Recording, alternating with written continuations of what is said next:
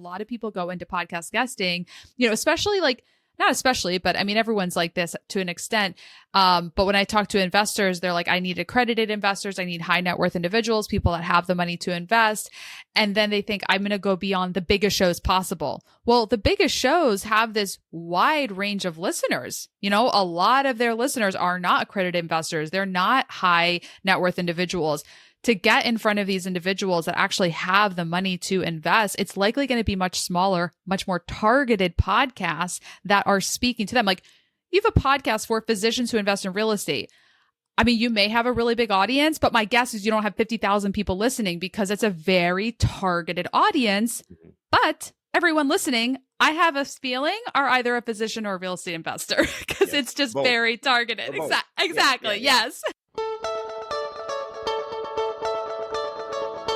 Welcome to the Real Estate Mogul MD podcast. Thanks for tuning in and taking control of your financial future. This is a show where we not only motivate and inspire, we give you actionable real-world experience to help you live life by design. You'll hear journeys and stories from other physicians, investors, coaches, consultants, and entrepreneurs. And now, here's your host, Brett Riggins. Today, we're joined by Jessica Rhodes, the founder of Interview Connections and a pioneer in podcast booking. With over 30,000 interviews booked, Jess helps entrepreneurs amplify their brand and connect with the right audience. Let's dive into how podcasting can transform your real estate journey.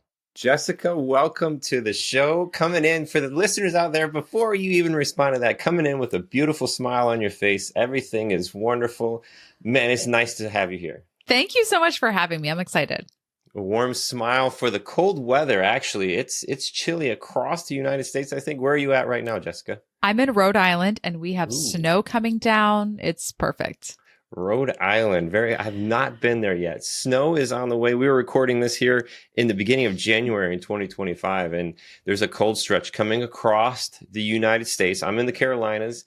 I moved from Michigan a long time ago, about 3 years ago, to get away from the snow. And guess what's supposed to be coming Friday in Carolina? Snow.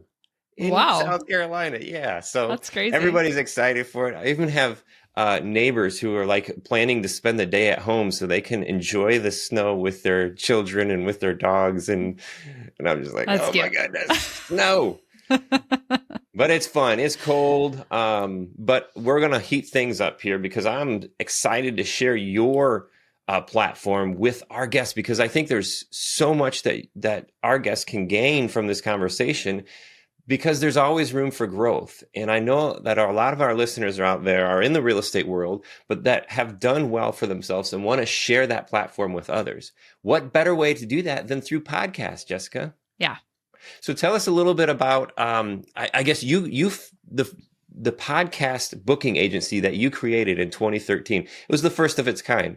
Tell us a little bit about what inspired you to start Interview Connections and how it helps entrepreneurs grow their brand. Yeah. So in 2013, I was a new mom. I have 2 kids now. Their ages 9 and 11. So when my 11-year-old was a newborn baby, I wanted to be a stay-at-home mom. And I was working previously at a nonprofit organization. And so when I decided that I wanted to be home with him when he was born, I talked to my parents and got their advice. And my dad told me about being a virtual assistant because he had had an online business since the early 2000s. He started a newsletter marketing company. He's had been business coaching for a long time. So he goes, you can be a VA. You can start your own business. I'll even be your first client. And I was like, okay, sure. So really pivoted to an entirely different industry, going from, working at a nonprofit to starting my own business, my dad being the first client. I learned all about, small businesses, entrepreneurship, online marketing. And one of the things that my dad asked me to do for him was to book him as a guest on podcasts, because it had just been a much more effective way for him to get visibility to his target market, to do really targeted networking, because he was going to in-person networking events and conferences and trade shows, but it's a lot of travel. It's, you don't always get the ROI that you're looking for. And his friend had told him that if he goes and gets interviewed on podcasts that his ideal clients listen to, he can get leads in business just from doing a 30-minute podcast without leaving his home for days at a time. So he said, Jess, why don't you go book me on podcasts? So that's what I started doing as his virtual assistant. And nobody else was pitching and booking podcasts at that time, podcast interviews. Hosts were always like, nobody's pitched me before, which, you know, Brett, as a podcast host, you've got people pitching you. You've got people emailing you probably every day saying, I've got a client for your show, or I'd like to be on your show. In 2013, it was like the wild, wild west. Nobody was pitching and booking. So when I would reach out to podcast hosts and to guests to coordinate these interviews, everyone was like, oh my gosh, who are you? What do you do? And so that's what was the beginning of this light bulb moment of, what if I made this a business? And it wasn't just something I did for my virtual assistant clients, but I created a company that offers podcast booking. And so my dad, being the business coach and the marketer that he is, helped me come up with the idea for Interview Connections. And so we got the domain interviewconnections.com and started creating packages of bookings. And that was the start of Interview Connections. And, you know, over the last 11 years that we've been around, we've worked with over 800 clients. We've booked over 30,000 podcast interviews, and we've helped our clients grow their business, you know, generate leads, sales, connect with deals and investors, and just amplify their authority online through this medium of being interviewed on podcasts. Yeah. So I'm such a unique position, and having a show, and you probably know this, it's so cool because I get to meet a lot of people, but how we meet is very interesting. So kind of like learning the process through the years too of these booking agencies and PR agencies, you know, reaching out to us. But then the value that comes from being on a show is so unique. And I, even in some of your content that you put out, I know that you know who Gary V is, Gary Vaynerchuk. Sure. And the way that he breaks down why it's good to be on other people's shows. And there's just so much. So we can dive into that. But I have to, while you were talking there, you mentioned your father and being a marketer and business coach. And I also noticed one of your guests, or I'm sorry, one of your clients. And I don't think it's so, but how did you meet Perry Marshall? He's not this father that you're talking about, right? Perry's not my dad, but okay. It's clear. But yeah, Perry was a client and has referred many clients to Interview Connections. I worked with him several years ago, and I don't remember how I met Perry, but my dad, his name is Jim Palmer, and he was very active in the Dan Kennedy world, the GKIC. So my first conference that I ever went to as a business owner was a Glazer Kennedy Insider. It was a Info Summit, I think, was their conference. So I met, you know, Lee Miltier and Dan Kennedy and a lot of people that were kind of big in the GKIC world. And I think Perry may have kind of played in that circle a little bit too. Yeah, absolutely. Dan Kennedy is definitely something that comes across in the Perry Marshall world. For the listeners who don't know, you can check him out. I had no idea who this person was. And I found myself sitting across the dinner table from him in New Orleans one time. And it's one of those blessings, like you just have no idea. And then we started talking. He started telling me a story, and it was just like, wow, this is amazing. And then from there, so much has grown from that because of the group, like you're saying, this group of people, and the what happens inside of those network is really important. But have you ever been asked that before? Is Perry your daddy? Come on, is Perry your daddy? Brett, you are the first. You heard it here first. Nobody has ever asked if Perry's my dad, so this is a historic moment. Awesome. That's awesome. Hey, so getting back to this, like the reason being on podcasts is really important. So for our physician listeners who are real estate investors and entrepreneurs, how can podcast interviews help them grow their brand or even attract other investors or partners? Oh my gosh. Podcast guesting is such a good strategy for real estate investors, especially physicians, because you have this really unique background and expertise of being a physician and being a real estate investor. And, you know, we work with a lot of real estate investors. Real estate is actually probably our top niche and like category of podcasts that we have the most connections with. We've worked with, you know, most of the top real estate podcasts, yours included, you know, Matt Terrio's podcast, Jay Massey's podcast. I mean, Bigger Pockets, like you name it. Real estate podcasts are shows that we love to work with. And there is such great networking that happens off the mic. So what a lot of people don't realize with podcast guesting is it's not just the visibility to an audience of listeners that you're getting from being a podcast guest. It's the networking that you're doing with the host of the show. So one of our clients, Jack and Michelle Bosch, they're the co-founders of Orbit Investments. They do land investing, commercial real estate syndication opportunities. And they attribute millions of dollars to podcast guesting. And so they've had both listeners reach out and work with them. They've gotten investors for their projects through podcast guesting. And it's also the hosts that interview them become clients, become investors. Because think about it, people are comfortable investing with a real estate, investor who they trust. Like I'm not going to write a huge check to a real estate investor that I don't know and that I don't trust. But if somebody has you on their podcast and you guys are talking before and after the recording, that's where deals start to come together. That's where connections start to happen. And so it's that, I call it the green room chat, because it's like a green room backstage at a theater or a stadium or something like that. It's this networking that happens after the interview takes place. And so you can do really targeted networking by guesting on podcasts. The green room talk, absolutely. And we always try to target like this 20 to 30 minute range. When I first started doing these podcasts, it was like, okay, we'll just talk it out. And I have the gift of the gab. I can just talk and talk and talk, but really keeping it down and squeeze in is really important. But I tell you what, it is very rare that I go on to one of these meetings and I call them meetings, that it's only 20 or 30 minutes.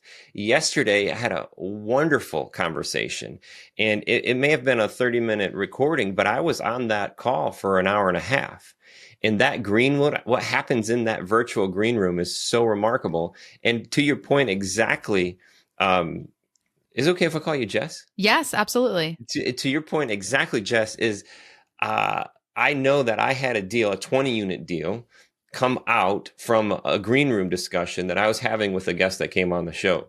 So it's always one of those things where in that green room, if you speak things into truth, that's what happens. If you just start talking about it and you surround yourself with the right people, the green room allows me to virtually be around the people that I need to be around, to expand my associations and become that average of the 5 people that I spend the most time with, right? Yes, absolutely. Because the interview itself that's being recorded, that will be published and released for anyone and everyone to listen to, there might be certain things that the guest or the host, they kind of toe the line and they're like, ooh, let's talk about that offline. And you'll hear that if you listen to podcasts. Sometimes you'll hear the host go or the guest say, like, I'll tell you after the show, because it's like they don't want to tell everyone. And then you get like, that's where, like the good conversation happens. I've exchanged like phone numbers with guests and hosts, like, oh, give me your cell phone, I'll text you this. And you just build these, these friendships, these relationships, these partnerships. So many opportunities come from that host relationship. So I love focusing on this because a lot of people go into podcast guesting, especially like, not especially, but I mean, everyone's like this to an extent. But when I talk to investors, they're like, I need accredited investors. I need high net worth individuals, people that have the money to invest. And then they think I'm going to go beyond the biggest shows possible. Well, the biggest shows have this wide range of listeners. A lot of their listeners are not accredited investors. They're not high net worth individuals. To get in front of these individuals that actually have the money to invest, it's likely going to be much smaller, much more targeted podcasts that are speaking to them. Like, you have a podcast for physicians who invest in real estate. I mean, you may have a really big audience, but my guess is you don't have 50,000 people listening because it's a very targeted audience. But everyone listening, I have a feeling, are either a physician or a real estate investor because it's just both. Very targeted. Exactly. Yes. Yeah. The riches are in the niches. Yeah, that's one thing, to break it down, but to be focal or focused on that as well too. So many things pop into my mind when you say that, but I just keep driving here. What are some key elements of compelling personal brand that resonates with podcast audiences?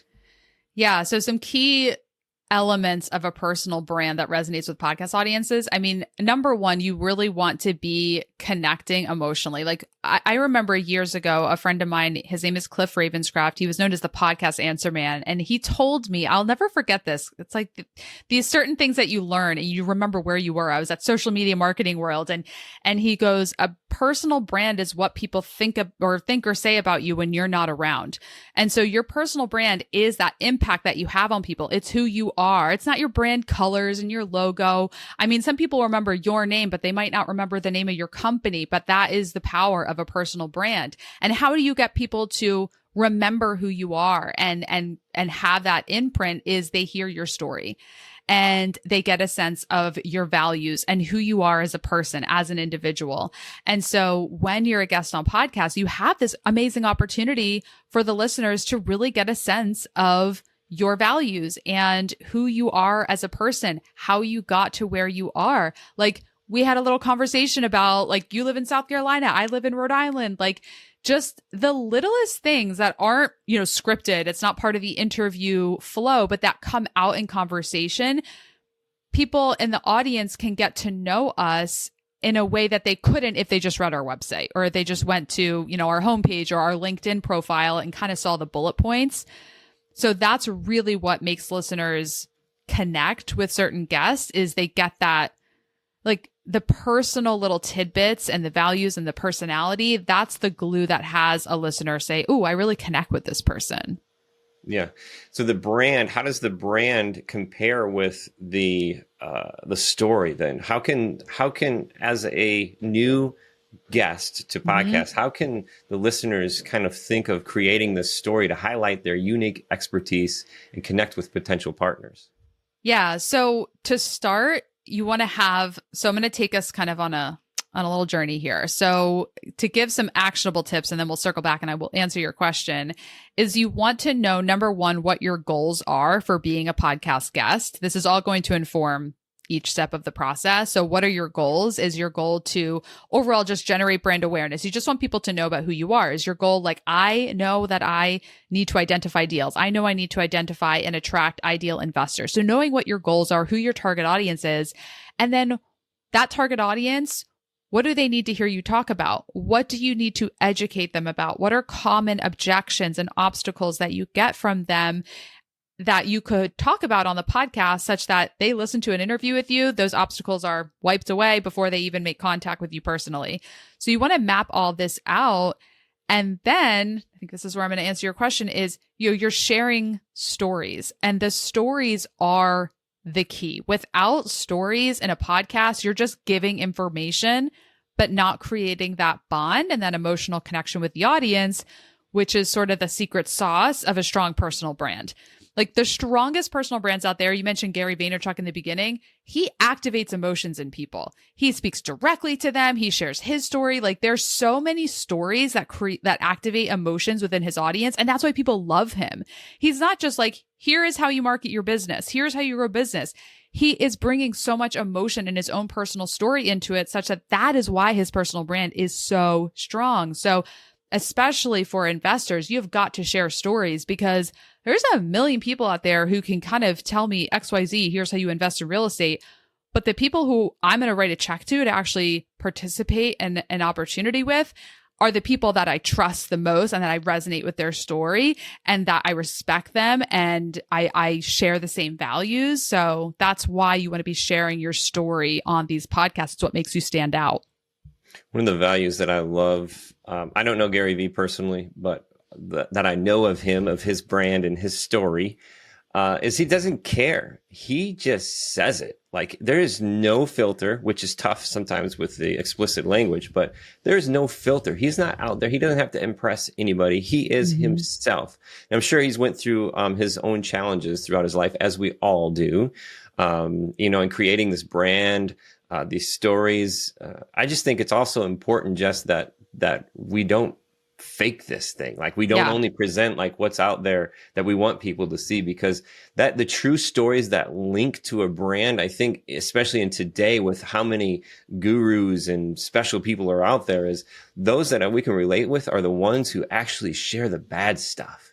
Yes. I mean, we learn so much more from our failures than from our successes and our wins. And so that's a great example of what you can be sharing in terms of your story is like, tell us about your real estate investing journey. Like, what were the failures? What were the missteps? What did you learn? What did those lessons do for you? What did you do next? Those are all really great stories that you can share.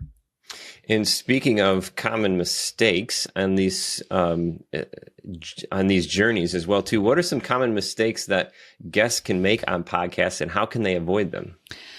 Yeah. So, I mean, the first common mistake is they don't show up with a microphone and good lighting and all of that stuff, because I mean, that's just the first impression, right? When you're on podcasts, we already talked a lot about the importance and the value of your relationship with the host. And so number one, if you show up without a microphone, that allows you to contribute really good sound. Without lighting, that's going to make the video version of the interview good. You're already kind of starting one step behind. So show up with the right equipment. That's, you can get these microphones on Amazon for less than $100. So you want to get a nice setup, and then make the most of that green room chat. Like, you and I talked just over a few minutes before the show, and I just wanted to clarify like your target audience and what, where do you want to take the interview? Like, you don't have to go into the interview blind. You can gather some information and make sure you're on the same page with the host.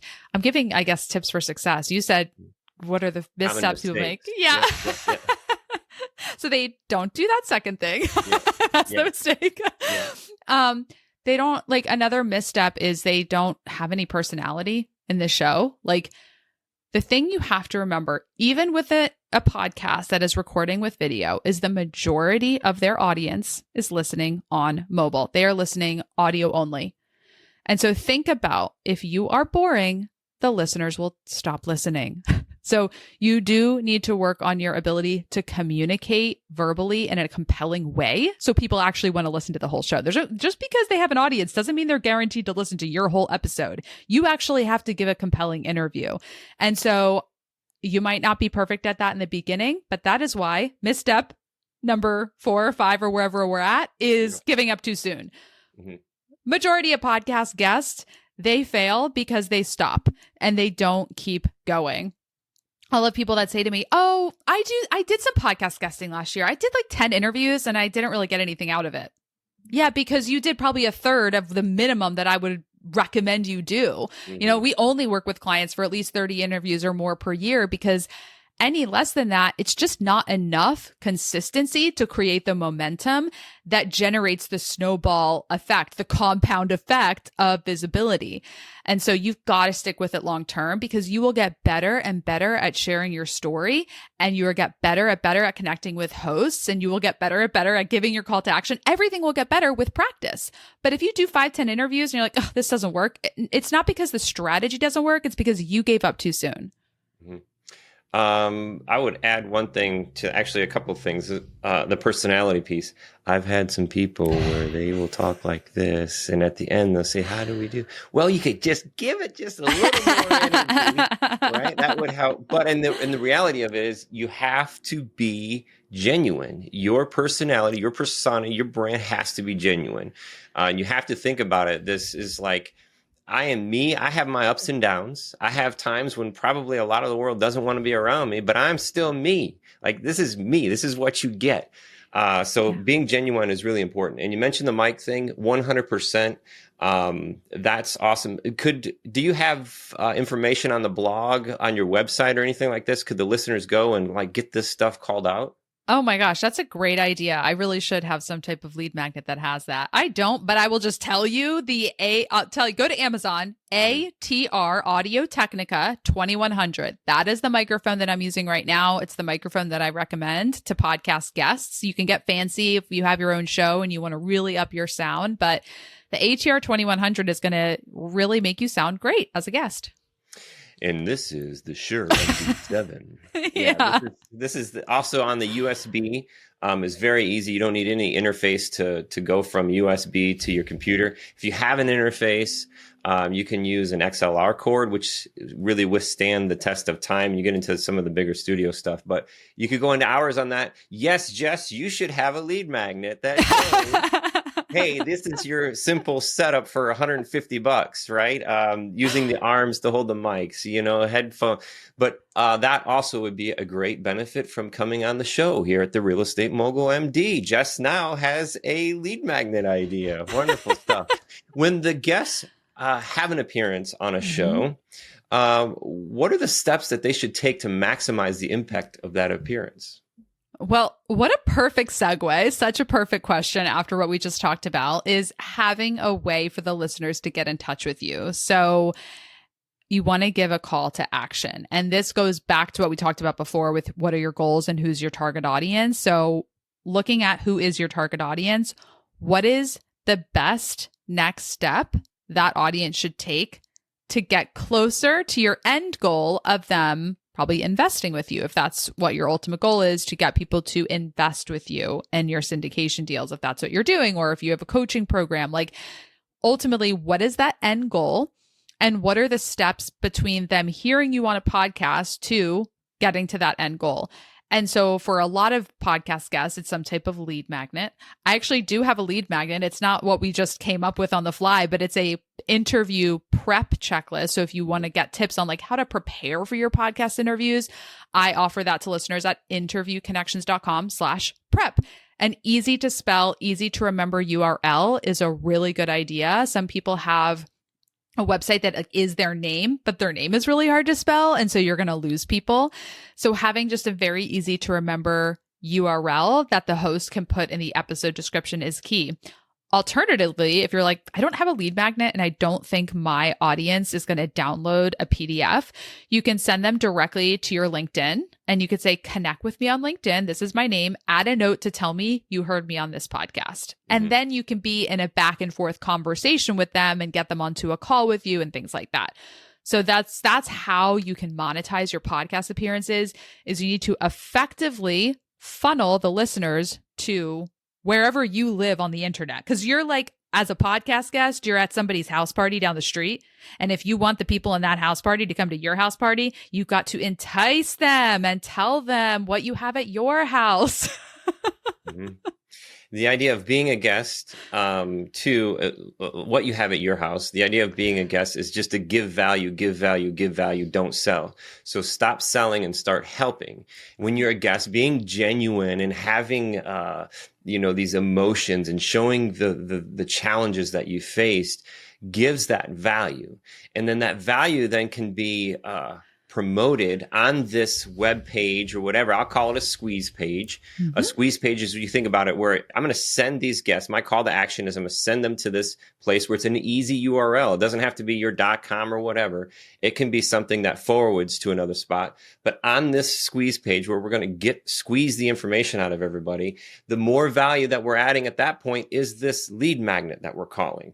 This lead magnet is typically something that's really easy and simple that you can give away that gives a lot of value, right? It just can't be, oh, here's a free set of shoelaces, right? It has to be almost like the whole shoe itself in order to bring that value that solves a little piece of the problem, right? So the listener may have a big set of problems. And if the lead magnet can attack one of those problems, but show them, hey, I'm here to give you as much value as possible, then we're starting to build that authority. We're starting to build that credibility, and we want to talk more. So then we can engage. So we've got a squeeze page, lead magnet, all of this stuff done genuinely to provide value. Right? Do you agree with all of that stuff? 100%. Providing value is key. It's very similar to, like, I have a salesperson and I was coaching him on, structuring calls.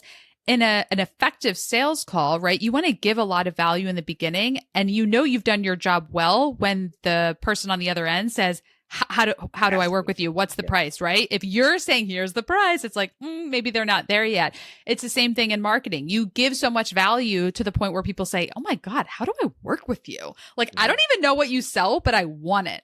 That's when you hit the nail on the head. If you start selling from the beginning, people now are putting up their defenses and they're like, I don't know if I want this.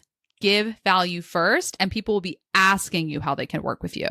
Yes, absolutely. And that's just, again, Gary Vee, Alex Hormozy, these guys are very adamant on, give, and especially if you're first starting, giving and then creating those case studies that you can put out in order to help build that additional credibility. Yeah. Talk about credibility. You have booked over 30,000 interviews. What trends are you seeing in podcasting, and how can real estate professionals take advantage of these trends? So the number one trend that I'm seeing in podcasting, because I did over 40 interviews in 2024, and I'm, comparing that to like the last decade that I've been doing this, is the shows are getting a lot more niche, right? So hosts are creating very niche content, and podcast hosts really value the connections they have with guests. Like when I first started in 2013, people started podcasts and they're like, I'm going to be famous. I'm going to create the one show for this audience. And then like I have friends that started, a business women podcast, and they were like, they had the only podcast for women in business. And then they were like, oh, wait, now there's millions of them, And so back in the early days, it was like people were starting podcasts and they're like, this is going to be huge. I'm going to monetize my podcast. I'm going to have sponsors and ads and all this stuff. And now podcasters, business owners with a podcast are realizing, oh, this is about the networking with the guest. This is about really connecting with my audience. This is about creating a piece of content that is going to further my business.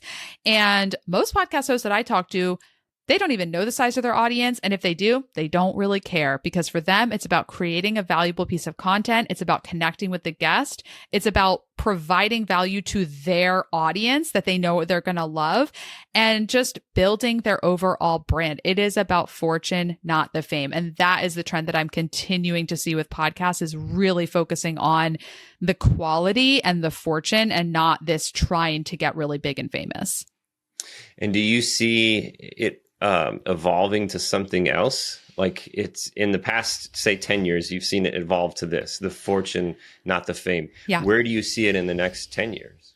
I see in the next 10 years, I see most podcasts now I would say are video, but I see even more podcasts like going to video studios. I mean, that takes a really big budget. It's most of the top tier shows and entrepreneurs with a very large marketing budget to set up a studio, to do the interviews in person.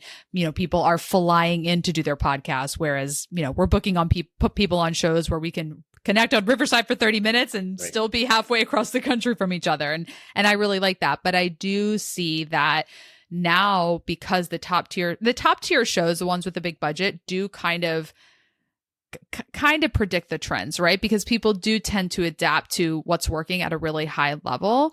And so I do see a lot more merging between video and podcasts. I mean, 5 years ago, all podcasts were audio. I did a podcast interview, never once had my camera on. Now every single podcast I do is camera on. Yeah. It's just expected. And so I think that we're going to continue going in that direction, and video and podcast content are kind of going to become one and the same. Yeah. And just the connection that you have with somebody with the camera on too. I mean, to be able to have that body expression is important. I've only been doing this for a few years. I don't think I've ever done one without the camera. It'd be like, that's like going back to talking on the phone or something, Right. And I can't believe it. I mean, it's been 4 years since COVID. So I think, probably 2020 was this turning point of everyone using camera on. And just to circle back to Gary Vaynerchuk, who's been mentioned a couple of times, I shared a video on our Instagram a little while back. He does podcast guesting for the short form video content. Like that is why he does podcast guesting, is, you do this podcast interview and then you get all these little clips that you can put on social media. So that's another big reason. A lot of people are like, I don't know what to do with my social media. I say, go be on podcasts and share the clips. Mm-hmm. Problem solved.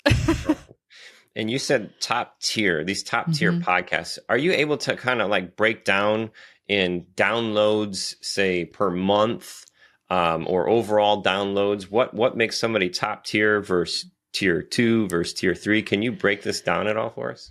Yeah, absolutely. I mean, top tier in my definition is like those shows that probably have over 50,000 downloads per episode, hundreds of thousands of downloads per month. Many of the top tier shows have easily millions of listeners, like a Joe Rogan, who's the number one podcast, millions and millions and millions of listeners. So I would say, kind of ranges from like 20 to 50,000 per episode is what I would call a top tier show.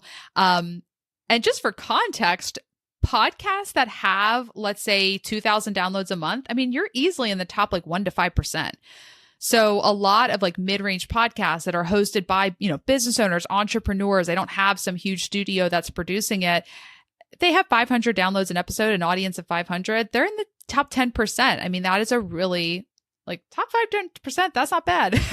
And you can generate a lot of leads and business and revenue from an audience outside. Alex Hormozi actually talked on his podcast about his show is called The Game now, but before it was called Gym Launch, I think. And so for the first 4.5 years of podcasting, he had about 300 downloads per episode, like solid. And he goes, that was great. That was an auditorium full of people that listened to me twice a week. And then he sold his business for $47 million and it skyrocketed to like, a top tier show. But, there's a lot of value in having that kind of, small, very targeted audience. Yeah. Very cool stuff. There's so much here, and I'm sure we can talk so much more about each one of these little things, but it's so important because it's one, expanding your association, even just getting out, meeting new people, hanging out. I know that if the listeners out there have not been in a green room or been in a green room physically, I've got a great guitar hanging behind me. The green room was the cool spot, man. That's where it was. You hang out in the green room. But there's so much that happens inside of the green room. So even if it's just expanding your association, getting the one-on-one time with these platforms, with these brands, with these people in that virtual green room is so important. But then getting the content of your brand, learning stuff by sharing, by providing, you get so much more in return. The value of that alone is so much to go after, right? It is the reason to take action. Where can the listeners find more out about you, potentially even work with you? Yeah. But don't tell them the price now, Jess. Don't give them the price. Listeners, if you're out there, say, come on. How much is it, Jessica? Come on. I want to work with you. Come on. Where can they go to find out this information? Yeah. So our website is interviewconnections.com. So that is our homepage. I mentioned earlier in the episode. So if you want that interview prep checklist, we've got that at interviewconnections.com/prep. And it's a nice 4-page checklist that if you're like, okay, I want to start doing podcast interviews, but how do I prepare? I'm a little bit nervous. Get the prep checklist and we'll give you all of our top tips on how to get ready for your podcast and be super, super effective. So that's at interviewconnections.com/prep. Awesome. One last thing I have for you, Jess, is on this new lead magnet where you produce this startup kit to be a podcast guest for under $100 or $200, whatever it may be. Those links that you put in there for Amazon, you can create, you probably have this already, but you can create your account. So when you refer that over, you get paid for marketing their stuff. If I had set that up a long time ago, you know how much money I would have. If I would have started investing in real estate 20 years ago, you know how wealthy it would be. Hey, there's no better time than now. Exactly, the best time you're to plant right. a tree is 20 years ago and today. So have your team get started on that. Get started on those referral links, and you know how to do it. Make it catchy, but make it valuable for the listeners. And for the listeners that are out there, keep going to her webpage until she puts this up there and she gives you this startup kit. To be a guest, because that's where it's at. You've been an amazing guest. Thank you so much, Jess. And Perry Marshall is not your daddy. He is not. Sorry, Barry. Thank you so much. It's been wonderful. Thank you again for your time. Thanks, Brett. Thank you to Jessica Rhodes for sharing her incredible insights into how podcast interviews can grow your brand, attract investors, and build genuine connections. Visit interviewconnections.com to grab her interview prep checklist and take your real estate business to the next level.